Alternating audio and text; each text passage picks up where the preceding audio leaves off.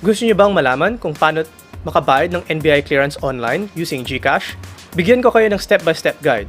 Ako po ay si Solomon Sai, ang inyong kuya ng bayan. Ilocano Defenders. Para sa lahat. Ilocano So first, para makakuha or makabayad ng GCash sa NBI clearance, kailangan muna kayo pumunta dito sa NBI clearance website, clearance.nbi.gov.ph. So pag-agree niyo dito, ina-assume ko na napanood nyo na yung dating video natin o yung lumang video namin kung paano makakuha ng NBI clearance at paano mag-sign up at mag-apply dito online.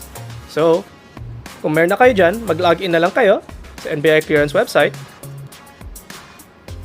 Pag-login, click nyo na lang ang apply for clearance.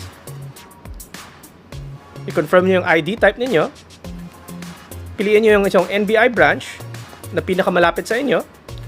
Pumili ka ng schedule sa AM or PM. Pagpili nyo dun, makita mo na 130 pesos ang fee. So, piliin nyo ang GCash dito. May makukuha kang reference number. Click proceed na lang. Proceed to payment. At yung reference number na to, alalahanin na dapat mas-save yung reference number na to. So, screenshot natin to. Click accept. So, yung reference number na yan, kailangan mo lang bayaran through the GCash app. So, punta tayo dito sa GCash app.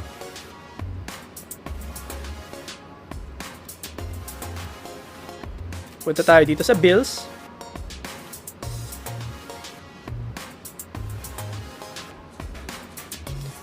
Search nyo lang ang NBI.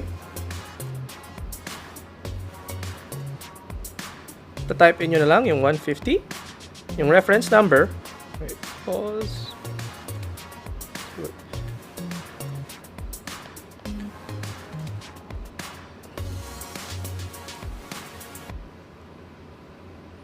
Yung contact number.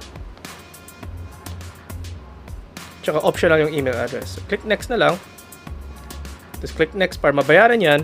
At pag nabayaran yan, isave nyo yung proof of payment nyo dyan. At saka yung reference number para makapakita nyo sa NBI clearance pagpunta nyo na dun sa NBI clearance center na pinili nyo. So, that's how you get to pay your NBI clearance with GCash online. Ako po ay si Solomon Sai, ang inyong kuya ng bayan. Ilocano Defenders. Para sa lahat.